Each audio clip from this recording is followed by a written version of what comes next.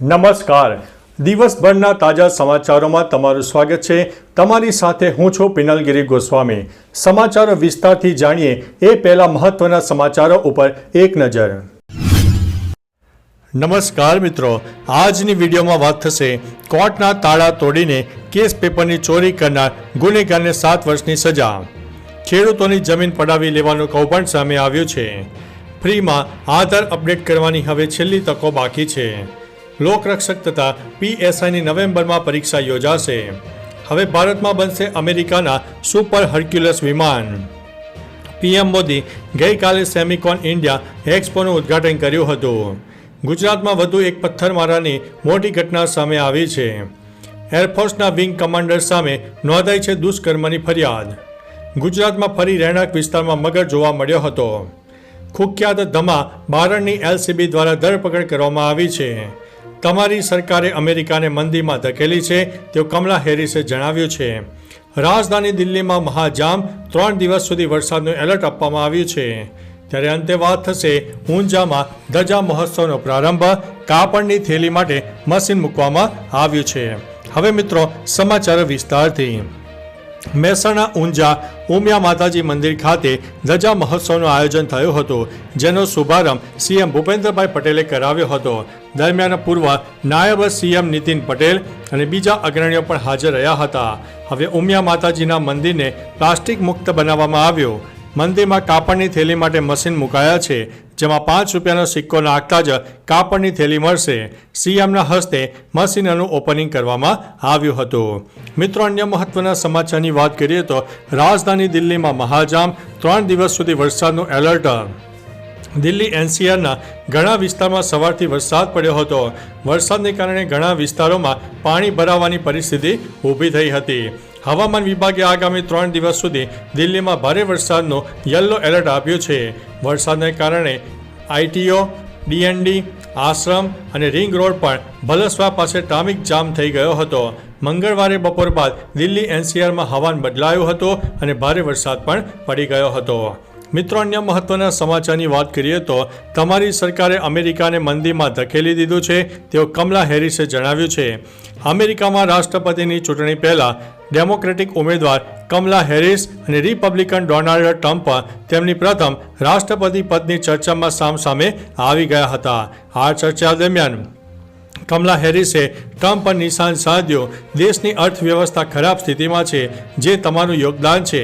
ચર્ચા દરમિયાન કમલા હેરિસે કહ્યું કે તમારી સરકારે મંદીના નિશાન છોડી દીધા છે. બંને એકબીજા ઉપર જોરદાર પ્રહારો કર્યા હતા. મિત્રો, અન્ય મહત્વના સમાચારની વાત કરીએ તો કુખ્યાત ધમા બારણની LCB દ્વારા ધરપકડ. શહેરના પૂર્વ વિસ્તાર નરોડાના કૃષ્ણનગરમાં અપહરણ અને મારામારીના ગુનામાં કુખ્યાત ધર્મેન્દ્રસિંહ ઉર્ફે ધમા બારણની LCB દ્વારા ધરપકડ કરવામાં આવી છે. નર્મદા જિલ્લાના કેવડિયા કોલોની પાસે આવેલી હોટલમાં સંતાઈને બેઠેલા ધમા બારણ સોમવારે દબોચી લેવામાં આવ્યો છે. ગત 6 સપ્ટેમ્બરે ગાડીની ડીપર મારવા બાબતે ઝઘડો કરીને ધમા બારણે સાગરિકો સાથે મળીને અન્ય એક કુખ્યાત ગુનેગારના પુત્રનું અપહરણ કરી દીધું હતું. મિત્રો, અન્ય મહત્વના સમાચારની વાત કરીએ તો ગુજરાતમાં ફરી રહેણાંક વિસ્તારમાં મગર આવ્યો છે. વડોદરાની વિશ્વામિત્રી નદીમાં પૂર આવ્યા બાદ શહેરના ઘણા સ્થળે મગરો જોવા મળી રહ્યા છે. હવે ભરૂચના જંબુસરમાં રહેણાંક વિસ્તારમાં મગર દેખાયો હતો, જેને જોઈને લોકો ગભરાઈ ગયા હતા. ખાનપુરી ભાગોળ વિસ્તારમાં મગર આવ્યો હતો. વન વિભાગને જાણ થતાં વિભાગે આ 6 ફૂટ લાંબા મગરનું રેસ્ક્યુ ઓપરેશન કર્યું હતું. મિત્રો, અન્ય મહત્વના સમાચારની વાત કરીએ તો એરફોર્સના વિંગ કમાન્ડર સામે નોંધાઈ છે દુષ્કર્મની ફરિયાદ. જમ્મુ કાશ્મીર પોલીસે શ્રીનગર એરફોર્સ સ્ટેશન પર તૈનાત ભારતીય વાયુસેનાના વિંગ કમાન્ડર વિરુદ્ધ બળાત્કારનો કેસ નોંધ્યો છે. આ એરફોર્સ સ્ટેશનમાં તૈનાત એક મહિલા અધિકારીની ફરિયાદ પર આ કેસ નોંધવામાં આવ્યો છે. 8 સપ્ટેમ્બરે IPCની કલમ 376(2) હેઠળ FIR નોંધવામાં આવી છે. મહિલાએ એવો પણ આક્ષેપ કર્યો હતો કે છેલ્લા 2 વર્ષથી એરફોર્સના અધિકારીઓ દ્વારા તેણીને માનસિક ત્રાસ આપવામાં આવી રહ્યો છે. મિત્રો, અન્ય મહત્વના સમાચારની વાત કરીએ તો ગુજરાતમાં વધુ એક પથ્થરમારાની ઘટના સામે આવી છે.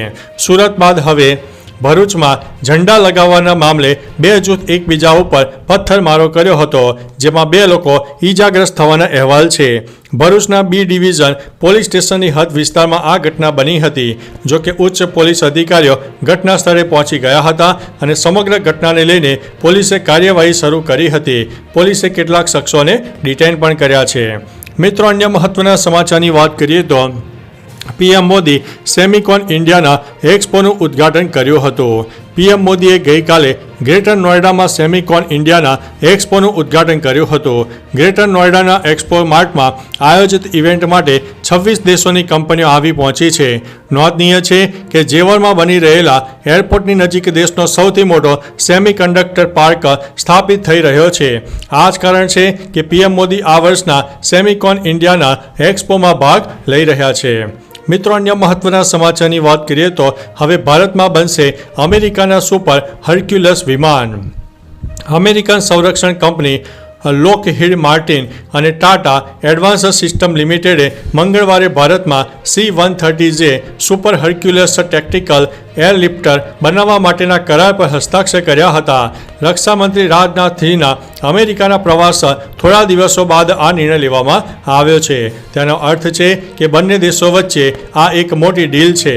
આ કરાર હેઠળ આ વિમાનોની સુવિધાઓ ભારતમાં જ ઉપલબ્ધ કરવામાં આવશે.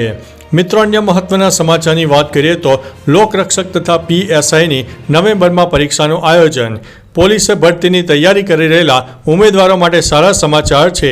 પોલીસ ભરતી અંગે અધ્યક્ષ હસમુખ પટેલનું નિવેદન સામે આવ્યું છે, જેમાં લોકરક્ષક તથા PSIની નવેમ્બરમાં શારીરિક કસોટી બાદ લેખિત પરીક્ષા યોજવામાં આવશે. જણાવી દઈએ કે એપ્રિલ મહિનામાં લોકરક્ષક અને PSI ભરતી માટે અરજીઓ મંગાવવામાં આવી હતી. બીજા તબક્કામાં ઓગસ્ટ સપ્ટેમ્બરમાં ફરીથી અરજી મંગાવવાની હતી. મિત્રો, અન્ય મહત્વના સમાચારની વાત કરીએ તો ફ્રીમાં આધાર અપડેટ કરવાની છેલ્લી તક. ફ્રીમાં આધાર અપડેટ કરવાની સમય મર્યાદા પૂર્ણ થવા માટે જઈ રહી છે. આવી સ્થિતિમાં જો તમે UIDAIની આ સુવિધાનો લાભ લેવા માંગો છો તો આ કામ જલ્દીથી પતાવી દો. UIDAIએ 14 સપ્ટેમ્બર 2024 સુધી આધારને ફ્રીમાં અપડેટ કરવાની સુવિધા આપી છે. ત્યાર પછી તમારે કોઈપણ માહિતી ઓનલાઈન અપડેટ કરવા માટે ફીની ચૂકવણી કરવી પડશે. UIDAIએ આધાર સંબંધિત છેતરપિંડીના કેસોમાં રોકવા માટે 10 વર્ષ કે તેથી વધુ જૂનું આધાર અપડેટ કરવાની સલાહ આપી છે. મિત્રો, અન્ય મહત્વના સમાચારની વાત કરીએ તો ખેડૂતોની જમીન પડાવી લેવાનું કૌભાંડ. આણંદમાં અમદાવાદના વ્યક્તિ દ્વારા ગરીબ ખેડૂતોની જમીન પડાવી લેવાનું કૌભાંડ સામે આવ્યું છે. ભરતા નામનો ઉપયોગ કરીને ખોટી વારસાઈ કરવામાં આવી હતી. સામે આવેલી માહિતી અનુસાર અમદાવાદના વ્યક્તિએ નામનો દુરુપયોગ કરીને આણંદના 29 ખેડૂતોની જમીન પચાવી લીધી હતી. આ મામલે ભવિષ્યમાં મોટા ખુલાસા થવાની પણ શક્યતા છે. મિત્રો, અન્ય મહત્વના સમાચારની વાત કરીએ તો કોર્ટના તાળા તોડીને કેસ પેપર્સની ચોરી કરનાર ગુનેગારને 7 વર્ષની સજા. ગાંધીનગરના કોર્ટના તાળા તોડીને કેસ પેપરની ચોરી કરવાના ગુનામાં રીઢા ગરફોડિયાને 7 વર્ષની સખત કેદની સજા ફટકારવામાં આવી છે. 2019માં ચોરે પોતાના ગુનાના કેસ પેપર ચોરવા કોર્ટના તાળા તોડીને ચોરીને અંજામ આપ્યો હતો. જોકે ગણતરીના કલાકોમાં પોલીસે તેને ઝડપી પાડીને વધુ એક ગુનો દાખલ કર્યો છે. આ મામલે હવે તેને સજા પણ ફટકારવામાં આવી છે. તો ચાલો મિત્રો, ફરીથી દેશ અને દુનિયાના સુપરફાસ્ટ સમાચાર લઈને મળતા રહીશો. ત્યાં સુધી અમને રજા આપશો. નમસ્તે.